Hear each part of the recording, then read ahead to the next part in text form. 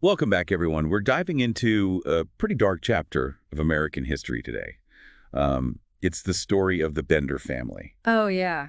The Bloody Benders, right? Exactly. The Bloody Benders of Kansas. Yeah. So just to set the stage a little bit, we're talking about the 1870s, the Kansas frontier. Imagine a vast, wild landscape. Right. Rugged and unforgiving. And, in those days, travelers relied on each other for safety and hospitality. So picture yourself, you're a weary traveler, you come across a small inn. Yeah. Seems like a welcome sight. A place to rest, get some food, maybe some company. Right, and that's where the Benders come in. This family, John, Elvira, Kate, and John Jr., they ran this little inn along a stagecoach route. Sounded harmless enough, right? But people who stopped at their inn started disappearing. Yeah, and that's where the bloody part of their name comes from. Yeah, exactly. Our source material today is actually a podcast episode. It's called The Murders Begin, from a series called The Bender Family, The Bloody Benders of Kansas. So let's dig into this. We've got these travelers passing through. They stop at the Bender Inn. Maybe they have a meal, chat with the family. Seem like ordinary folks, right? Well, that's the thing, isn't it? They were masters of deception. They blended right into that frontier life. But their ordinariness was all an act, a way to lure people in. Yeah, and they had this almost ingenious way of gaining people's trust. Kate, the daughter, she claimed to be a spiritual healer, a medium, right? Oh, wow, that's smart. Think about it. People traveling alone, looking for comfort, guidance, maybe even a connection to loved ones they'd lost. Kate's gift would have been a powerful draw. Exactly. People were probably desperate for any kind of hope or healing they could find, so they'd go to the inn, maybe seeking Kate's services. And all the while, they had no idea they were walking into a trap. A carefully planned trap. And the Benders were chillingly efficient in how they carried out their crimes. Okay, so walk me through this. How did they actually, do it? Well, from what we know, Kate would engage the guest in conversation, distract them. Okay, and that's... Either John Sr. or John Jr. would create another distraction, maybe offer the guest a drink or something. And then, when the guest's back was turned, bam, John Sr. would strike with a hammer. A hammer? Oh my gosh, that's brutal. It was. And once the guest was dead, they would hide the body. Under the floorboards, in the orchard, sometimes even buried in the fields nearby. It's chilling how they were able to keep up this facade of normalcy while doing these horrific things. Right, and for a while they got away with it. People were disappearing, but it was the frontier. People went missing all the time, right? Exactly. It was easy to dismiss those disappearances as just part of the harsh realities of frontier life Until someone important vanished. Until a prominent physician, Dr. William York, went missing after stopping at the Bender Inn. And this case was different because Dr. York's brother was a Kansas state senator. Oh, wow. So things are about to get serious. Very serious. You see, Dr. York's brother had the resources and the influence to push for a real investigation. And the Benders realized they were in trouble. So they knew the walls were closing in. What did they do? That's where things take an even more unexpected turn. As the authorities closed in, the Benders vanished. Overnight. Gone. They left everything behind. Wait, they just disappeared? Poof. Vanished into thin air. Wow. Okay, hold on a second. We need to unpack this. So they just took off, left everything. Their belongings, their inn, their whole lives just abandoned. It's pretty wild to think about. Yeah, I mean, talk about a dramatic exit. But it makes you wonder, how did they pull that off? Well, remember, this was the 1870s. No social media, no widespread communication networks. They could just slip away and blend into the vastness of the frontier. I guess that's true. It's not like they could book a flight or anything. They probably had to travel by horse or wagon.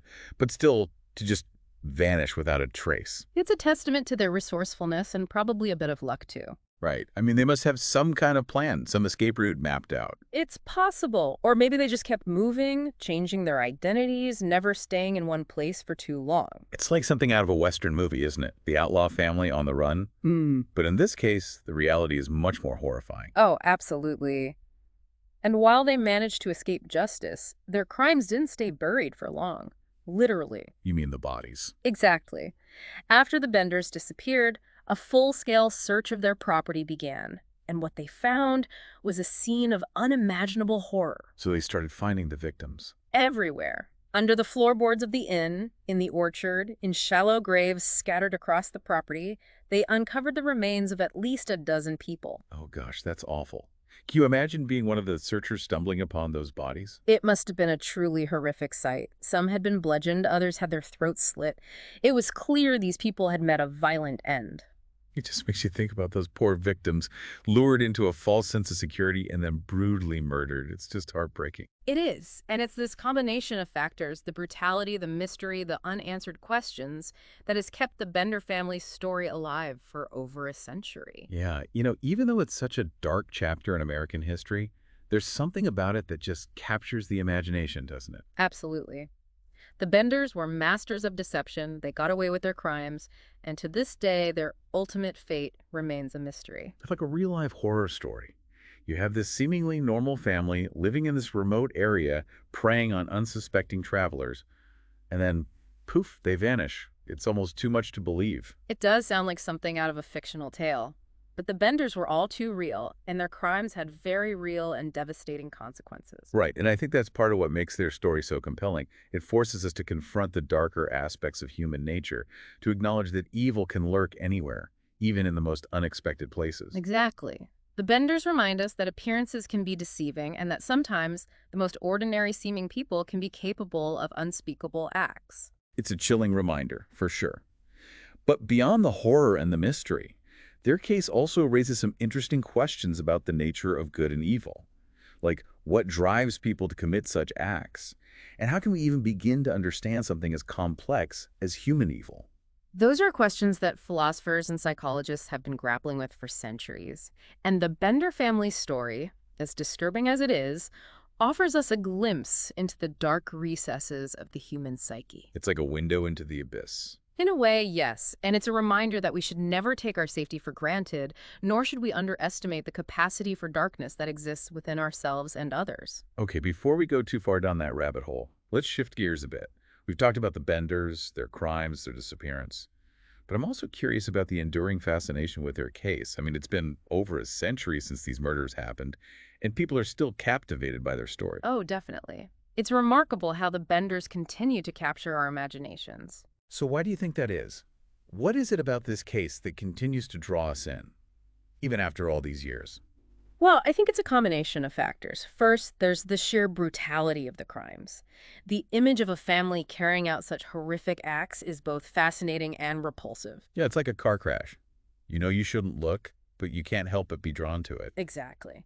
And then there's the mystery of their disappearance. Did they escape and start new lives? Did they meet some kind of vigilante justice? We just don't know. Right, and that lack of closure fuels speculation and keeps people searching for answers. It's like a puzzle with missing pieces. And let's not forget the historical context. The Benders operated during a time of great change and upheaval in America, the Wild West, the expansion westward, the clash between civilization and the untamed frontier. So their story kind of embodies that era. In a way, yes, it speaks to the lawlessness and the sense of possibility, both good and bad, that permeated frontier life. It's like they become this almost mythical representation of that time. The outlaw family living on the edge of society. Like they were both a product of that era and this terrifying deviation from it. Right, this like dark undercurrent to this whole idea of manifest destiny and westward expansion.